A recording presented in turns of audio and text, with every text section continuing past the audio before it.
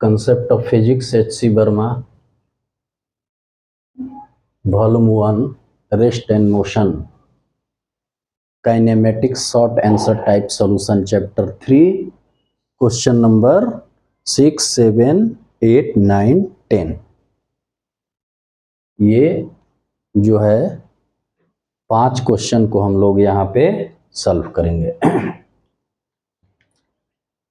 तो चलिए फटाफट सॉल्व करते हैं। एट विच, ये क्वेश्चन नंबर 6 है तो यहाँ लिख देते हैं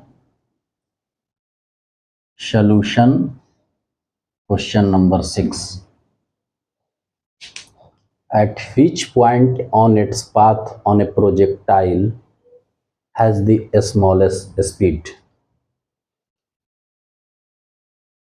तो जहां तक प्रोजेक्टाइल मोशन की हम बात करते हैं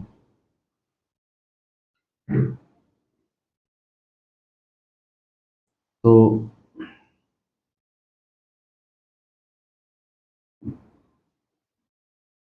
मान लीजिए ये y एक्सिस है, ये x एक्सिस है। यहाँ से कोई पार्टिकल किसी एंगल पे इसको फेंका जाता है तो उसका पाथ कुछ इस तरह से होगा।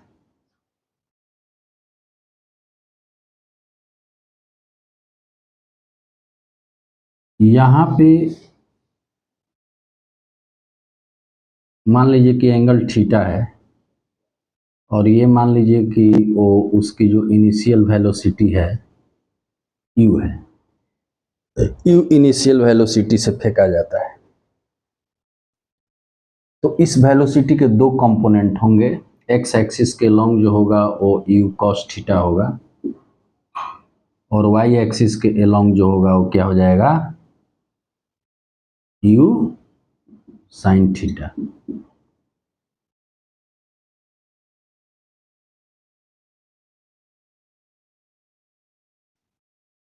तो अगर इसकी मैग्नीट्यूड की बात किया जाए तो ये स्पीड हो जाएगा।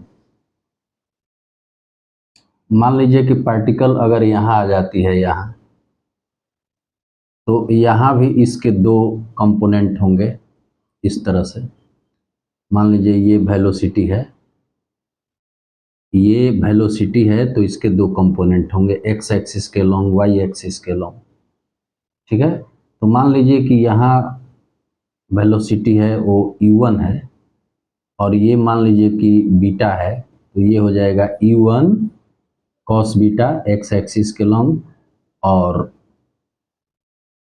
u1 वेलोसिटी ये है, ये वेलोसिटी u1 है तो x एक्सिस के long u1 cos beta, y axis के लॉन्ग क्या हो जाएगा u1 sin beta, u1 sin beta.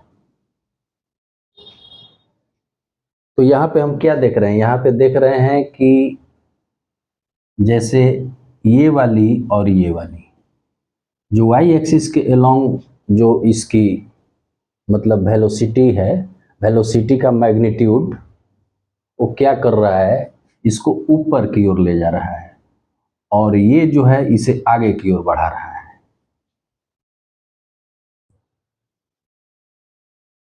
तो ऊंचाई पर ले जाने वाला काम y एक्सिस के लॉन्ग कर रहा है। अब मान लीजिए कि एट द टॉप, ये एट द टॉप पॉइंट,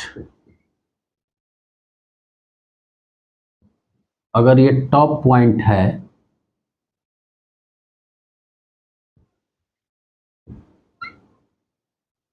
ये टॉप पॉइंट है तो इसका मतलब ये हुआ कि इसके बाद वो जो पार्टिकल है इससे ऊपर नहीं जाएगी, अब इसके बाद वो नीचे गिरना शुरू करेगी। तो इसका मतलब ये हुआ कि यहाँ जो वेलोसिटी है वो केवल x एक्सिस के लॉन्ग ही काम करेगा, y एक्सिस वाला क्या हो जाएगा, 0 हो जाएगा। तो मान लीजिए कि यहाँ v मान लिया तो ये vx हो गया ये काम करेगा। vx को यहाँ लिख देता हूँ vx और यहाँ पे vy क्या हो जाएगा, 0 हो जाएगा क्योंकि बॉल अब इससे ऊपर नहीं जा रही है। अब इसके बाद अगर यहाँ आएगा तो वो क्या हो जाएगा, अब बॉल जो है वो नीचे गिरना चालू हो जाएगी इस तरह से। ठीक है। अगर ये कुछ एंगल लेते हैं तो ये एक्स एक्सिस के लॉन्ग, ये निगेटिव वाई एक्सिस के लॉन्ग, तो फिर दो इसके कंपोनेंट हुए।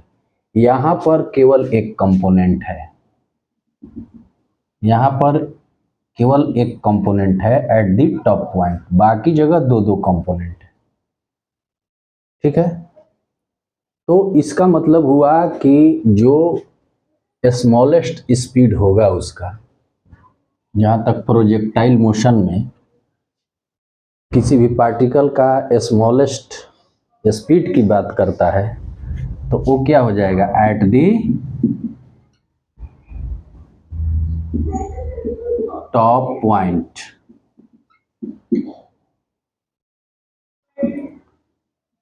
इट हैज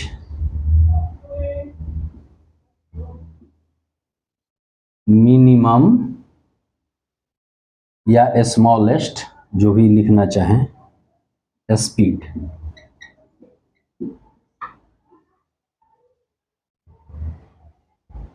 तो इसको हम लोगों ने समझ गया, हम लोग समझ गए कि किस पॉइंट पर, तो एट दी टॉप पॉइंट, क्योंकि एक ही स्पीड रह जाएगी जो कि केवल एक्स एक्सिस के लॉन्ग होगी, वाई वाला जीरो हो जाएगा। वाई वाला जीरो इसलिए हो जाएगा कि अब बॉल इससे अधिक ऊंचाई पर नहीं जा पाएगी, अब वहां से वो नीचे जाएगी। तो इस तरह से क्वेश्चन नंबर 6 जो हुआ वो समाप्त हुआ।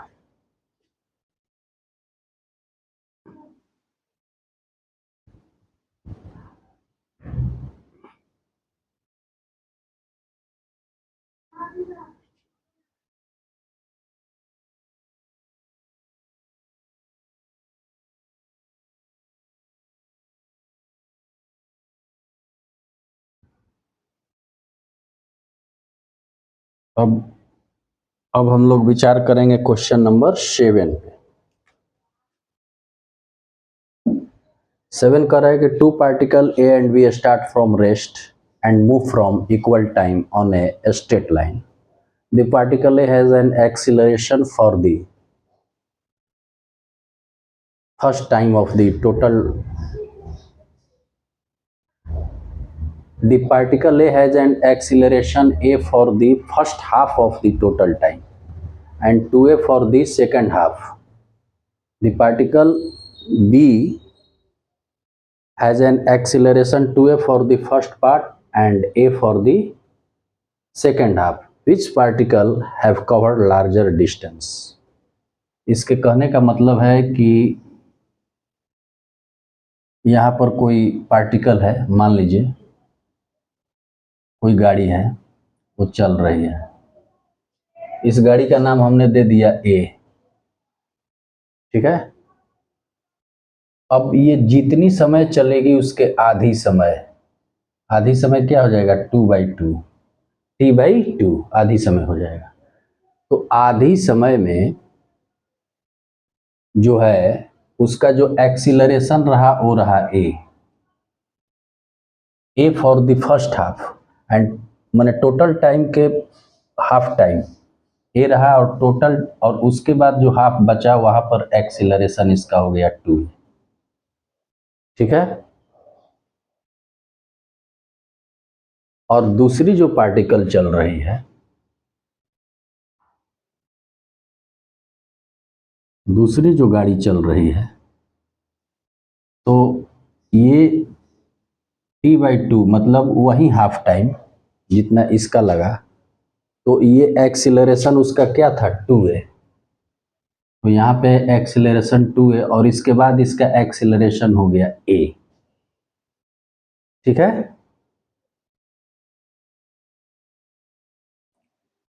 तो कहने का मतलब ये है कि कौन ज्यादा दूरी तय की, ये बताना है, ये क्वेश्चन ये कह रहा है। ऐसे समझ लीजिए कि मान लीजिए कि 10 मिनट में 5 मिनट इसका एक्सेलरेशन ए रहा, फिर अगला 5 मिनट 2a रहा, और इसके लिए ये जो पार्टिकल है b, तो 10 मिनट में 5 मिनट इसका एक्सेलरेशन 2a रहा और अगला 5 मिनट a रहा। ठीक, तो कौन ज़्यादा दूरी तय करेगी, तो आइए इसको निकाल लेते हैं। सबसे पहले फॉर पार्टिकल ए के लिए, फॉर पार्टिकल ए, ठीक है, और पार्टिकल ए के लिए, तो ए के लिए क्या करेंगे, इसके लिए मान लिया कि जैसे इसने टोटल डिस्टेंस तय किया ए से, और t/2 समय में इसने डिस्टेंस तय किया मान लीजिए SA1, और अगला t/2 में इसने डिस्टेंस तय किया SA2। तो ये दोनों डिस्टेंस को जोड़ दिया गया। अब ये डिस्टेंस और ये डिस्टेंस निकाल देंगे। मैंने क्या कहा, पहले हाफ टाइम में इसने डिस्टेंस तय किया SA1, दूसरे हाफ टाइम में इसने डिस्टेंस तय किया SA2 ए पार्टिकल, तो दोनों को जोड़ देंगे तो टोटल डिस्टेंस हो जाएगा। मान लीजिए इसको ऐसे समझ लीजिए, ये डिस्टेंस है SA1 यहाँ तक, अब फिर यहाँ से ये डिस्टेंस है SA2 यहाँ तक, ठीक है। तो ए के लिए सॉल्व कीजिए, तो अब निकालिए, एक सूत्र होता है S बराबर UT plus half AT square.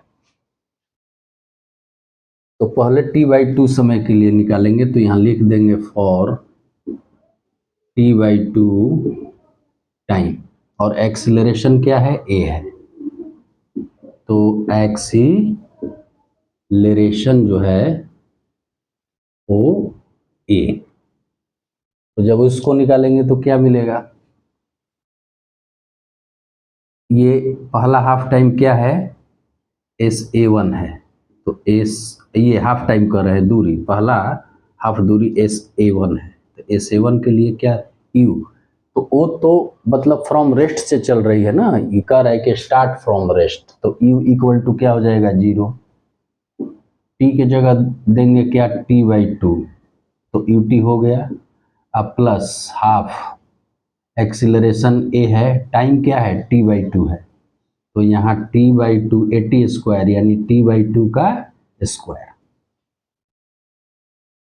जब इसको हल करेंगे तो ये तो इतना पार्ट जीरो हो जाएगा, ये जीरो हो जाएगा, तो जो बचेगा वो क्या बचेगा 1/2 A और t स्क्वायर बाई 4।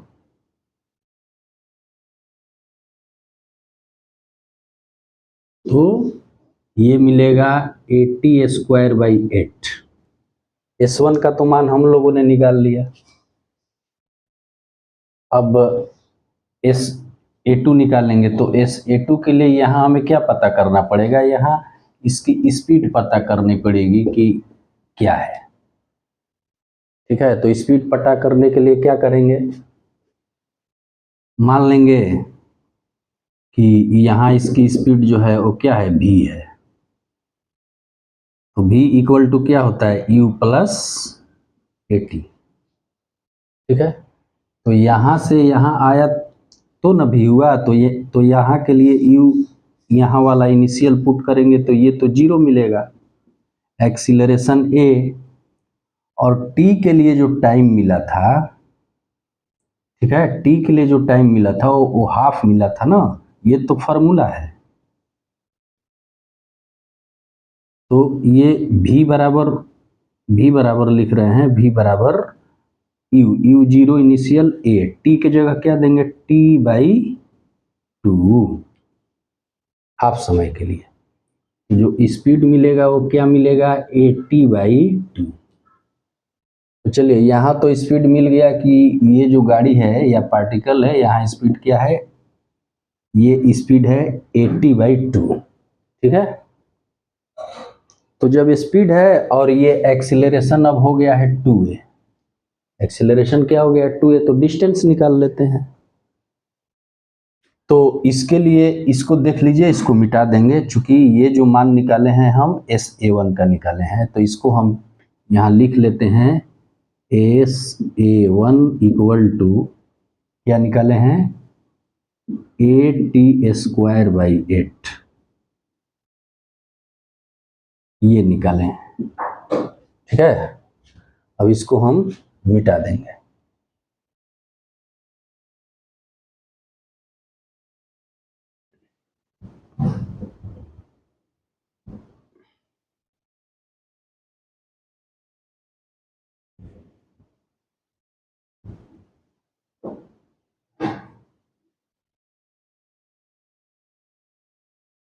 तो v निकल गया, यहाँ v स्पीड है, तो इसके लिए जब काउंट करेंगे SA2 दूरी, मतलब यहाँ से यहाँ जहाँ जाए, तो ये vt हो जाएगा। vt, t का मतलब t/2 टाइम है, हाफ टाइम तो ये हो गया t/2, हाफ टाइम ये हो गया t/2, तो vt मतलब ut plus half at square, समझिए 1/2। a की जगह क्या हो जाएगा, एक्सीलरेशन 2a, और टी स्क्वायर के जगह टाइम फिर होगा हाफ t/2 का स्क्वायर, यानी कि t/2 का स्क्वायर। ठीक है, देखिए v के जगह क्या देंगे, ये v का मान है, v का मान है 80/2, तो यहाँ लिख देंगे 80, v हो गया, आप पहले से t है, t 80/2, v के जगह 80/2 और पहले से भी 2 है, t/2 या v के जगह 80/2, तो इतना हो गया vt। अब प्लस ये 2 से 2 कटा दीजिए, तो a, ये क्या बचा, टी स्क्वायर, ये 2 से 2 कट गया, तो ए टी स्क्वायर है, ये 4 हो गया। अगर इसको, और ये भी क्या हो गया, ए टी स्क्वायर बाई 4, ये भी ए टी स्क्वायर 4 हो गया, ये भी क्या हो गया, ए टी स्क्वायर बाई 4। ठीक है, अगर जोड़ देंगे तो ये हो जाएगा 2 ए टी स्क्वायर बाई 4। तो ये कट जाएगा, तो मिलेगा ए टी स्क्वायर बाई 2। ठीक है, तो ये मिल गया डिस्टेंस क्या, SA2 का, मतलब SA2 बराबर मिला ए टी स्क्वायर बाई 2। ठीक है,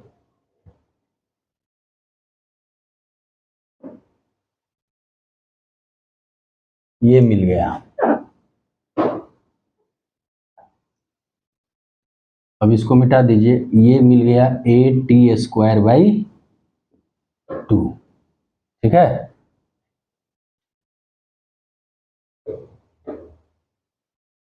दो से दो कट गया, ए टी स्क्वायर बाई 4।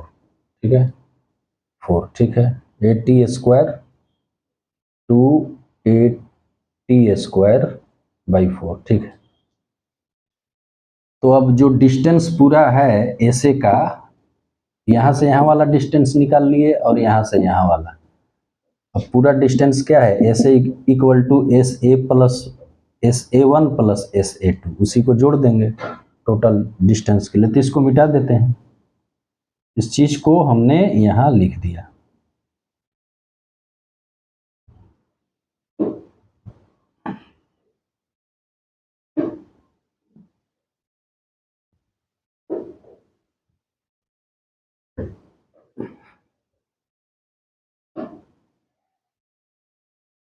तो S equal to SA1 plus SA2, SA1 का मान निकाले हैं 8t स्क्वायर बाई 8, और SA2 का मान निकाले हैं 8t स्क्वायर बाई 2, एलसीएम ले लिए 8, तो ये 80 स्क्वायर प्लस क्या हो जाएगा 480 स्क्वायर, मतलब कि आएगा 580 स्क्वायर बाई 8। ये ए का डिस्टेंस हुआ, जो हम लोगों ने ए का डिस्टेंस निकाला वो क्या हुआ, ये ए से, मतलब ए पार्टिकल ने इतना डिस्टेंस तय किया, ए पार्टिकल जो डिस्टेंस तय किया वो आपका किया 580 स्क्वायर बाई 8। तो इसको देख लीजिए, इसके बाद मिटा देंगे। अब फिर बी वाले का निकालना है।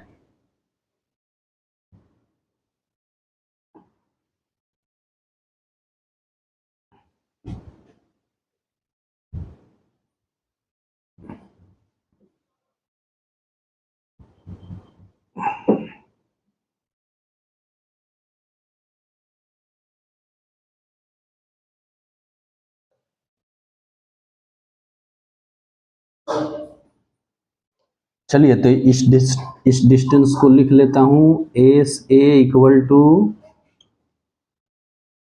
5,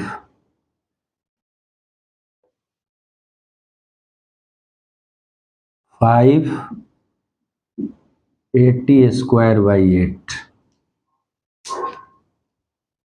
ये पार्टिकल ए का डिस्टेंस हुआ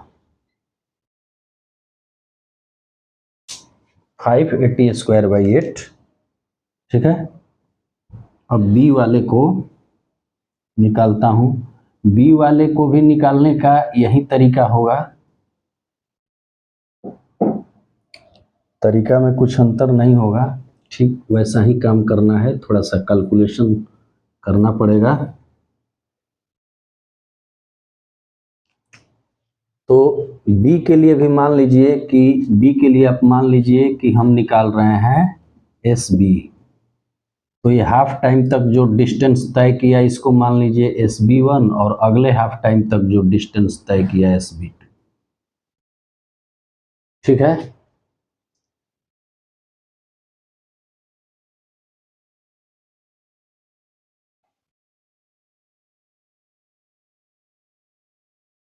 लेकिन एक्सीलरेशन में अंतर पड़ गया है। यहाँ पहले हाफ टाइम में एक्सीलरेशन 2a और दूसरे हाफ टाइम के लिए a हो गया है। तो ठीक है, पहले एस बी 1 काउंट करते हैं, वहीं सूत्र लगाएंगे, s बराबर U T plus half 80 square.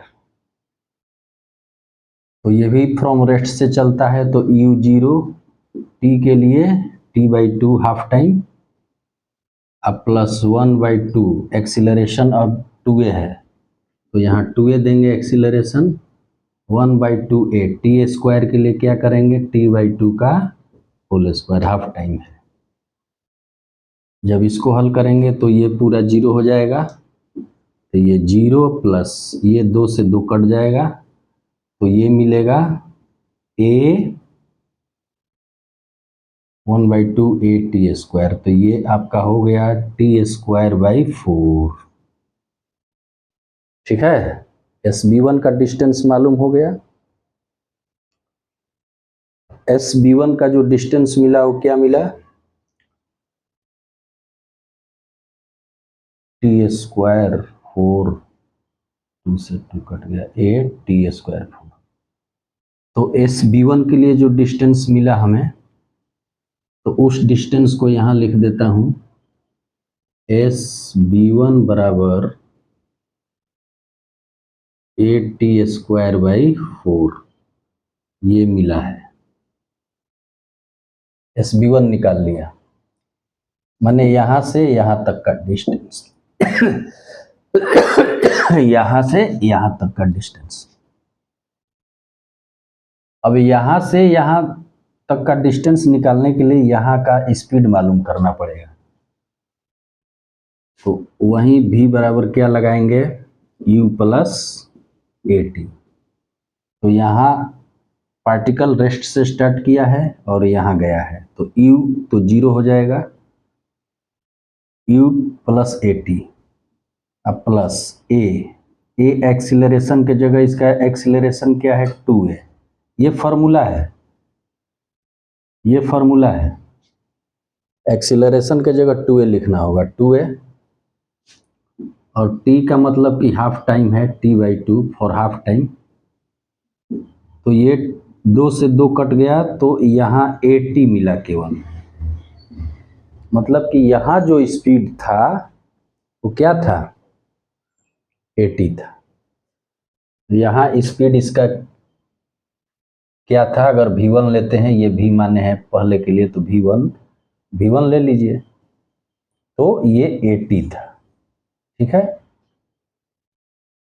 अब चलिए यहाँ से अब इधर गया उसका डिस्टेंस निकाल लीजिए, टाइम है t/2 half time, acceleration a है, तो उसके लिए अब काउंट कर लीजिए।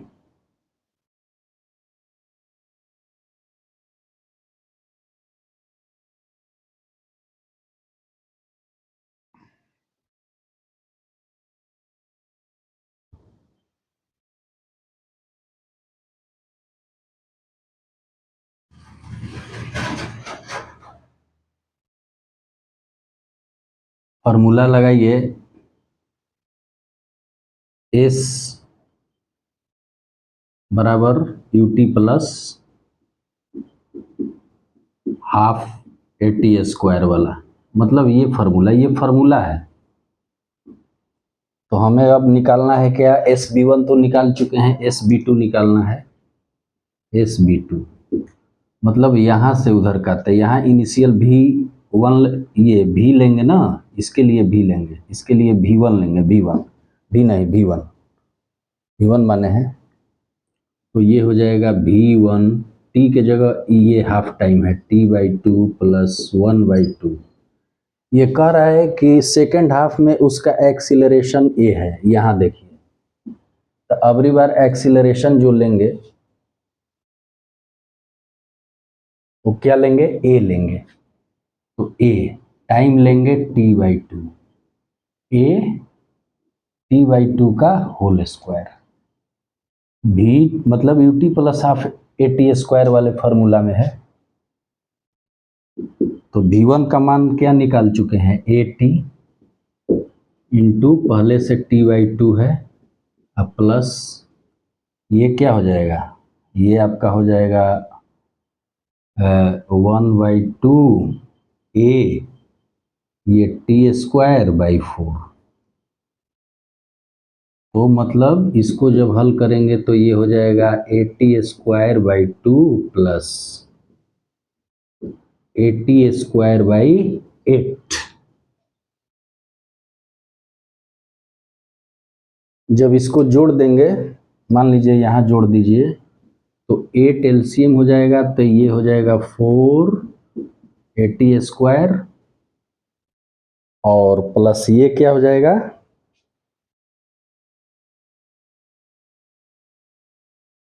4 AT² हो जाएगा।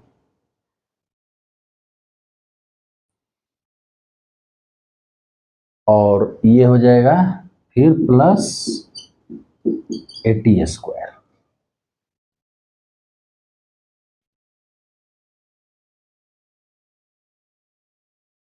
तो ये आपका मिल जाएगा, जोड़ने पे क्या हो जाएगा, 5AT²/8, ये वाला हुआ। लेकिन ये जो मिला वो क्या मिला, SB2 मिला, ये मिल गया SB2 माने सेकंड वाले का डिस्टेंस। अगर नहीं दिखाई दे रहा है तो यहाँ लिख देता हूँ, यहाँ लिख देता हूँ SB2 इक्वल टू 5AT²/8, ये वाला। तब पूरा SB1 जो है वो यहाँ से यहाँ का डिस्टेंस है, और SB2 यहाँ से यहाँ का डिस्टेंस है। तो टोटल डिस्टेंस SB के लिए ये जोड़े हैं, तो दोनों को जोड़ देंगे, ठीक है। तो दोनों को जोड़ दीजिए, तो दोनों को जोड़ देने पे अब फिर मिटाना पड़ेगा।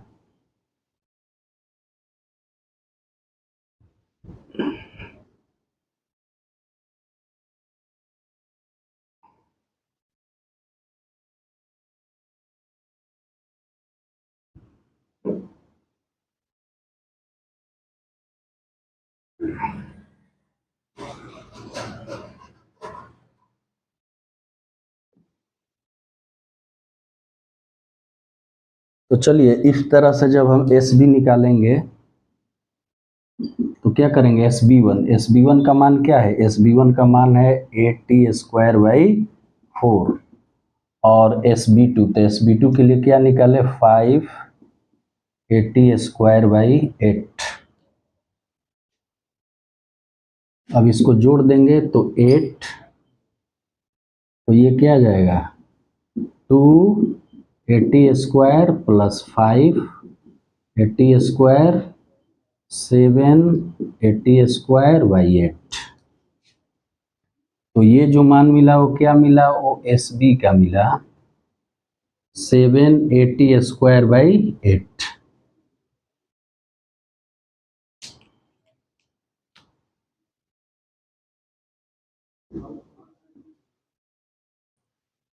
अब तुलना करना है कि किसने ज़्यादा वो जो है डिस्टेंस कवर किया।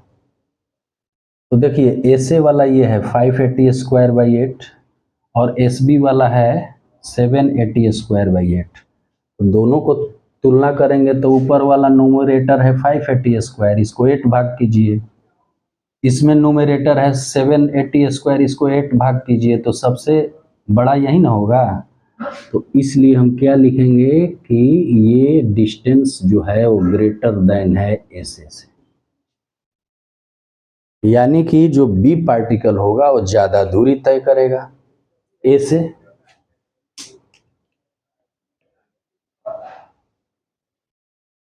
ठीक है।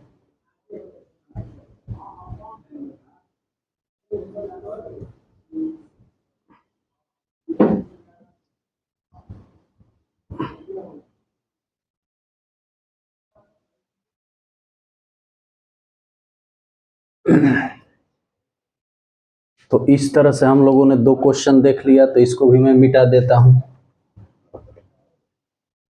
6 और 7 को तो हम लोगों ने बना लिया।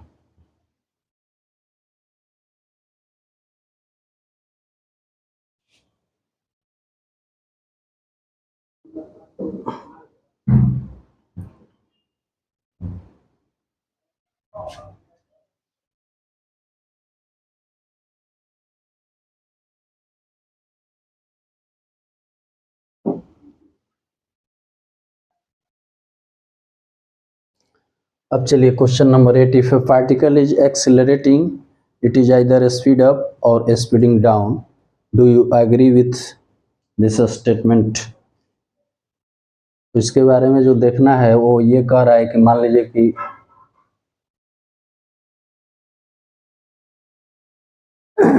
अगर कोई भी पार्टिकल एक्सिलरेटिंग है तो या तो उसका स्पीड अप होगा या स्पीड डाउन होगा। इस बात से आप सहमत हैं? डू यू एग्री विथ इस कथन से सहमत हैं? तो आइए देखते हैं। यहाँ लिख लीजिए सॉल्यूशन क्वेश्चन नंबर 8। देखिए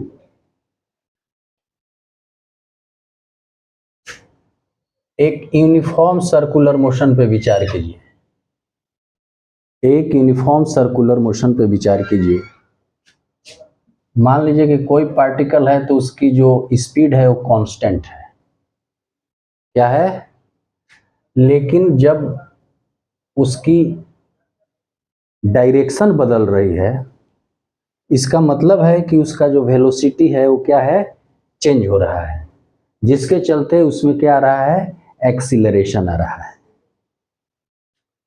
जिसके चलते उसमें क्या आ रहा है, एक्सीलरेशन आ रहा है ए। और यही जो एक्सीलरेशन होता है, मान लीजिए यहाँ है कोई पार्टिकल, तो यही जो एक्सीलरेशन होता है वो क्या होता है, mv² ये जो रेडियस है r के बराबर हो जाता है। ठीक है, जिसको सेंट्रीफ्यूगल एक्सीलरेशन कहते हैं। तो यहाँ पर हम लोग देख रहे हैं कि जो इसका स्पीड है वो कांस्टेंट है।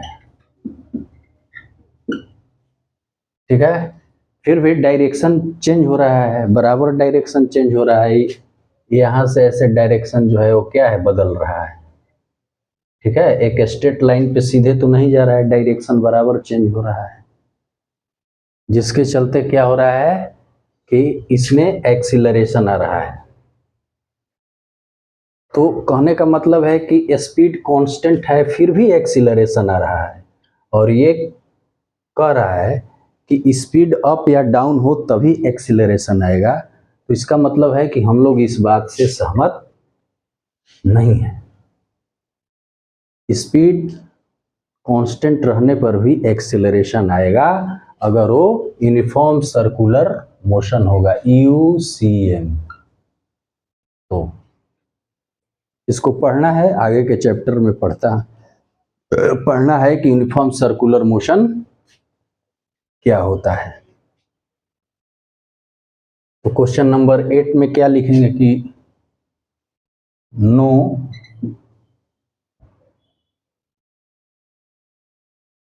ठीक है, हम लोग सहमत नहीं है।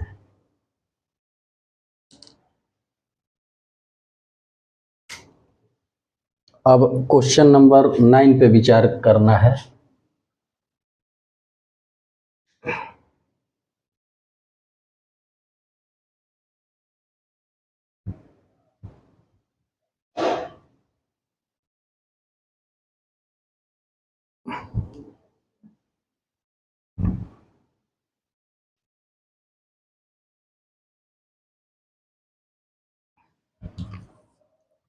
क्वेश्चन नंबर 9 कह रहा है कि a food packet is dropped from a plane going an attitude of 100 metre.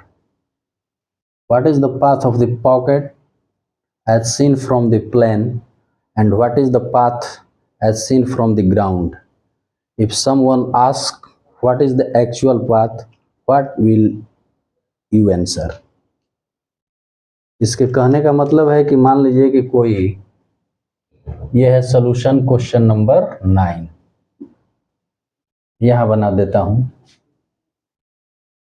मान लीजिए कि कोई एरोप्लेन है, ठीक है।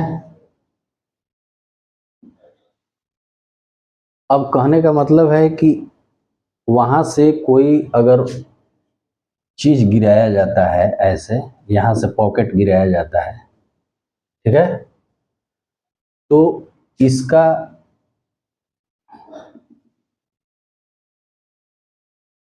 अगर ये ग्राउंड मानते हैं, मान लीजिए, तो इस तरह का कुछ पाथ होगा, ये वस्तु ऐसे ऐसे आएगी।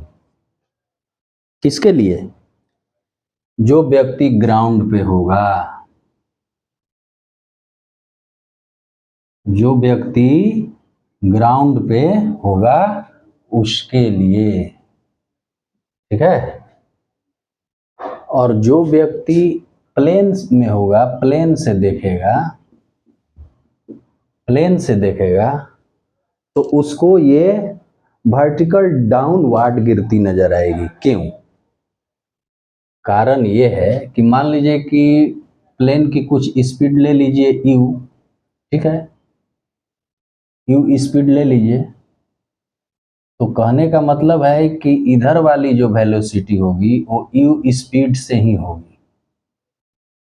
इसकी क्या होगी? u स्पीड से ही होगी, ठीक है। तो यहां से देखेगा तो यहाँ फिर प्लेन अगर यहाँ आ जाएगा, मान लीजिए यही प्लेन यहाँ आ गया, यही प्लेन अगर यहाँ आ गया, ठीक है, यहाँ आ गया, तो ये वस्तु यहाँ दिखाई देगी। तो प्लेन के अंदर जो बैठा आदमी है वो उसे क्या देखेगा? वर्टिकल डाउनवर्ड प्लेन के अंदर, और जो ग्राउंड पे होगा उसको ये प्रोजेक्टाइल पाथ अनुभव होगा, ठीक है। इस तरह से, ऐसा कारण इसलिए है कि इसमें दो तरह की गति आएगी। मान लीजिए कि यहाँ जो है यू हुआ तो इसका एक तो गति आएगा एक्स एक्सिस के लॉन्ग, एक आएगा वाई एक्सिस के लॉन्ग। यहाँ भी जैसे ही गिरेगी तो ये वाई एक्सिस के लॉन्ग, ये एक्स एक्सिस के लॉन्ग, ये भी गति जो होगा वो वाई एक्सिस के लॉन्ग, एक्स एक्सिस के लॉन्ग। तो जिस स्पीड से प्लेन चल रही है उस स्पीड से ये पार्टिकल भी आगे की ओर बढ़ती जाएगी, क्योंकि पार्टिकल को उस प्लेन से ही ड्रॉप किया गया है, तो वो प्लेन वाली स्पीड पकड़ लेगी। तो अब प्लेन में बैठे आदमी को जो इसका कंपोनेंट दिखाई देगा, ठीक है, कंपोनेंट दिखाई देगा स्पीड का, वो क्या होगा, वो वाई एक्सिस के लॉन्ग वाला डाउनवर्ड दिखाई देगा, ठीक है, क्योंकि ये रिलेटिव मोशन हो जाएगा, रिलेटिव मोशन हो जाएगा। और जो ग्राउंड पर व्यक्ति है वो क्या है, वो स्थिर है, वो क्या है, एट रेस्ट में है, एट रेस्ट में है। तो रेस्ट में है तो इसे ये दोनों गति दिखाई देगा, वर्टिकल डाउनवर्ड वाला मोशन भी और जो है एक्स एक्सिस के अलोंग वाला मोशन भी और वाई एक्सिस के अलोंग वाला मोशन भी, ये दोनों को अनुभव करेगा कि वस्तु मेरे तरफ आ रही है, मतलब वो प्लेन वाली स्पीड से आ रही है और नीचे भी गिर रही है, ठीक है, क्योंकि जो ही इसे प्लेन से गिराया जाएगा तो ये तो प्लेन वाली स्पीड पकड़ ली है, और एट ए इंस्टेंट इस पे क्या लगेगा, जी लगेगा, जो नीचे की ओर क्या करेगा, इसे डाउनवर्ड करेगा। और प्लेन में बैठे आदमी के लिए ये रिलेटिव मोशन का काम करेगा, जिस स्पीड से ये जा रहा है उसी स्पीड से वो भी जा रही है, वस्तु भी, चूंकि प्लेन से ही ड्रॉप किया गया है, और जो वस्तु ग्राउंड पर है उसे दोनों प्रकार की जो है वो स्पीड दिखाई देगी, एक्स एक्सिस के लॉन्ग भी और वाई एक्सिस के लॉन्ग भी। और प्लेन वाले को केवल क्या दिखाई देगी, प्लेन वाले को दिखाई देगी वर्टिकली डाउनवर्ड, डाउनवर्ड। और ग्राउंड वाले के लिए क्या दिखाई देगी, ये दोनों तरह की गति दिखाई देगी, मतलब ये प्रोजेक्टाइल पाथ वाली गति दिखाई देगी, प्रोजेक्टाइल।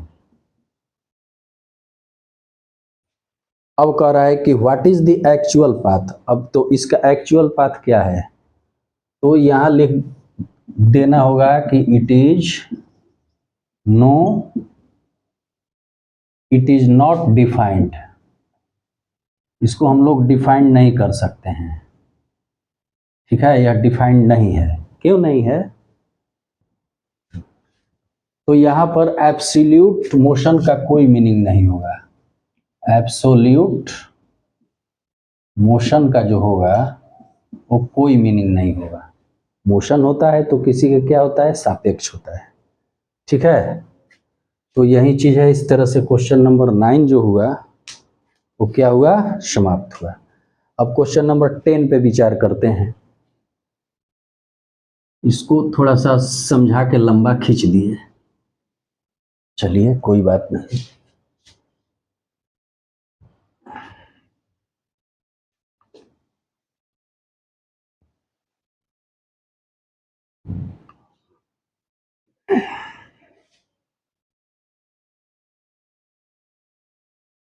तो क्वेश्चन नंबर 10 कह रहा है कि give an example where the velocity of a particle, तो ये सोल्यूशन नंबर क्वेश्चन 10, ये वाला 10, give example where the velocity of a particle is 0 but its acceleration is not 0।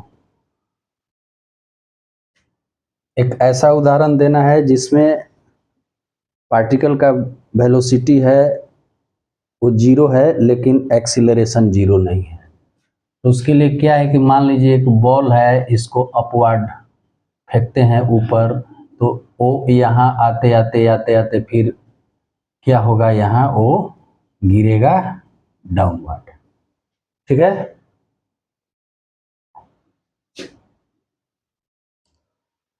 तो मान लीजिए कि एट टॉप पॉइंट जब बॉल ऊपर नहीं जाएगा तो एक ऐसी स्थिति आएगी कि इसका जो है वेलोसिटी 0 हो जाएगा, ये वेलोसिटी कह रहे हैं हाँ वेलोसिटी 0 हो जाएगा, क्योंकि वहां पे वो ऊपर जाके क्या हो जाएगी, रुक जाएगी, ठीक है।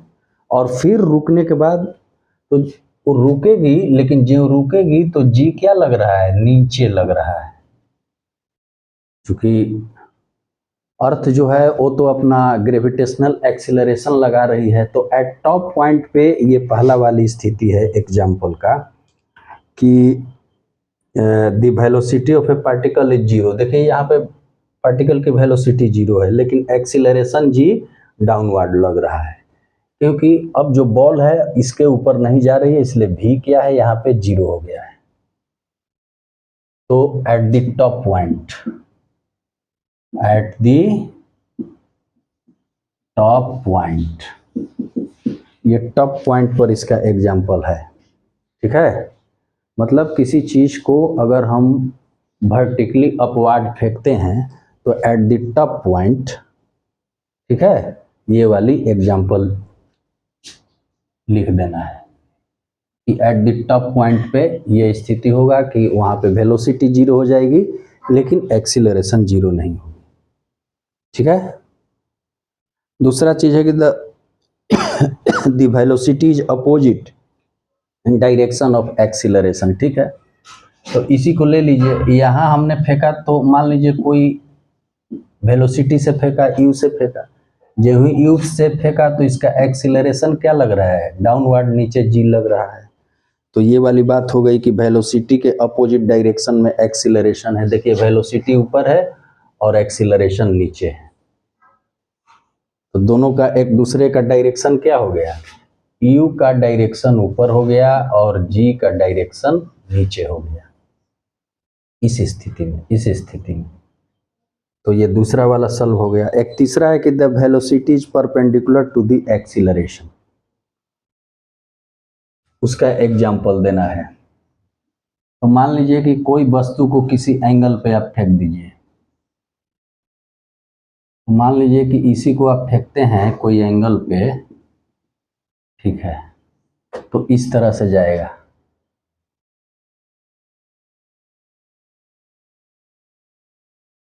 किसी वस्तु को आप कोई एंगल पे फेंक रहे हैं, मान लीजिए थीटा एंगल पे इसको आपने फेंक दिया, थीटा एंगल पे इसको क्या किया, फेंक दिया, जिसमें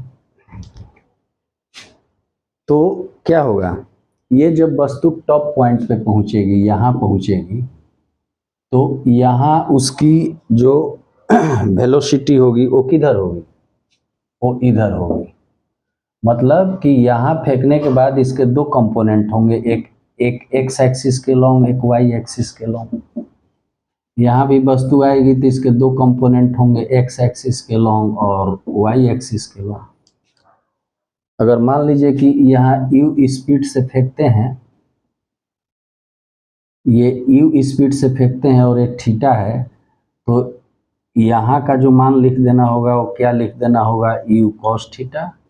ठीक है, और यहाँ का जो मान लिख देना होगा वो लिख देना होगा u sine theta y axis के लोग। अब मान लीजिए कि यहाँ आते आते इसकी इस माने यहाँ जो इसकी स्पीड हो गई वो हो गई v1 और एंगल हो गया बीटा, तो ये एक्स एक्सिस के लॉन्ग v1 कॉस बीटा इसका हो जाएगा और वाई एक्सिस के लॉन्ग हो जाएगा v1 साइन बीटा। ठीक है, क्योंकि इसमें दो तरह का जो है वेलोसिटी है, एक एक्स एक्सिस के लॉन्ग है जो कि इसे हॉरिजॉन्टल की तरफ फॉरवर्ड कर रही है, और वाई एक्सिस के लॉन्ग है जो कि इसको ऊंचाई पे ले जा रही है। जब ये वस्तु टॉप पॉइंट पे पहुंचेगी तब इसके ऊपर नहीं जाएगी, तो इसके ऊपर नहीं जाएगी तो मान लीजिए कि यहाँ पे इसकी वेलोसिटी अगर v हो जाती है, ठीक है, तो ये vx ले लीजिए एक्स एक्सिस के लॉन्ग, तो vy बराबर क्या हो जाएगा, जीरो, क्योंकि इसके ऊपर नहीं जा रही है, तो वहाँ पे तो वेलोसिटी है। फिर यहाँ आएगी तो आपका ऐसे स्थिति हो जाएगा, ये एक्स एक्सिस के लॉन्ग, ये वाई एक्सिस के लॉन्ग, यहाँ आएगी तो ये आपका एक्स एक्सिस के लॉन्ग, ये वाई एक्सिस के लॉन्ग। अब ये वस्तु है तो मान लीजिए कि यहाँ से इसको ऐसे बना लीजिए, थोड़ा सा इसको ऐसे कर लीजिए। अब ये वस्तु है मान लीजिए,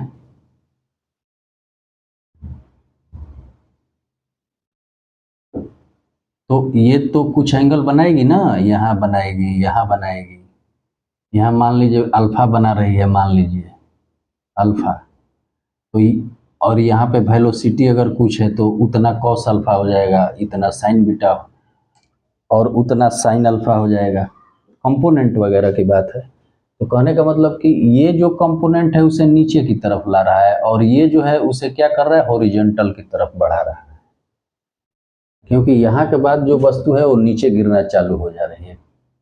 जी यहाँ भी लग रहा है, तो यहाँ जो जी लग रहा है, यहाँ भी जी लग रहा है, और जी क्या है, नीचे। हर जगह जी नीचे लग रहा है, यहाँ भी जी नीचे लग रहा है, यहाँ भी जी नीचे लग रहा है, यहाँ भी जी नीचे लग रहा है। तो इस स्थिति में देखते हैं कि एट द टॉप पॉइंट जो वेलोसिटी है वो क्या है, एक्स एक्सिस के लॉन्ग है, और जो एक्सीलरेशन है वो वाई एक्सिस के लॉन्ग है, और दोनों के बीच का एंगल क्या है, 90 डिग्री है। तो ये सी का उदाहरण हो गया। सी के लिए लिख देंगे कि एट दी टॉप पॉइंट, ठीक है, velocity is perpendicular to the acceleration, velocity is perpendicular to the acceleration, ठीक है। ये किस में, प्रोजेक्टाइल मोशन। अगर कोई वस्तु को किसी एंगल पे फेंका जाए तो एट द टॉप पॉइंट पे ये एग्जाम्पल आता है। तो इस तरह से 1 2 3 4 5 6 ये समाप्त हुआ। रेस्ट एंड मोशन काइनेमेटिक्स का शॉर्ट आंसर टाइप चैप्टर 3 का ये सॉल्यूशन है, जिसको हम लोगों ने 6 7 8 9 10 सॉल्व किया। धन्यवाद।